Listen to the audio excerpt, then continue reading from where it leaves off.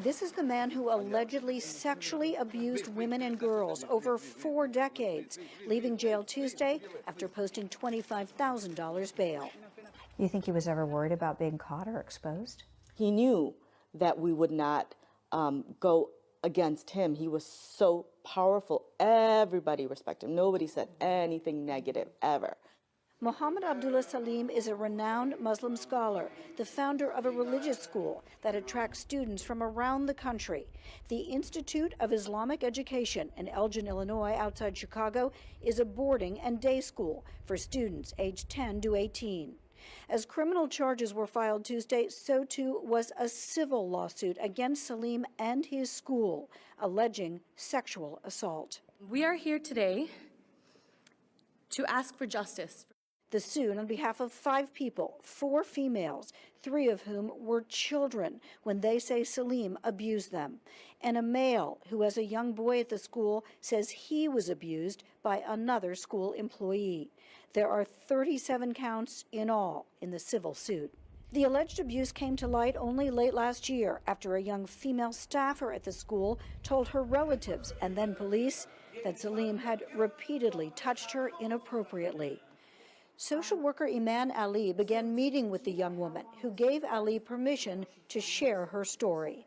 I think the first incident happened where he basically grabbed her behind and squeezed it. And you know, her, I think, initial reaction was shock.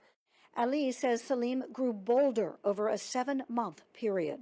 He just pulled her on his lap and, you know, just kept groping her and touching her, and she kept saying no and kept pushing off of him and he kept pulling on until, you know, he pulled her and forced her on him, on his lap. The civil and criminal complaints say Salim's bodily fluids ended up on the young girl's clothes. Evidence turned over to police. Police also have a document Salim is said to have signed last year during a meeting that included the alleged victim in the criminal case. It states, Salim has apologized to the victim and her mother. He has admitted to his actions.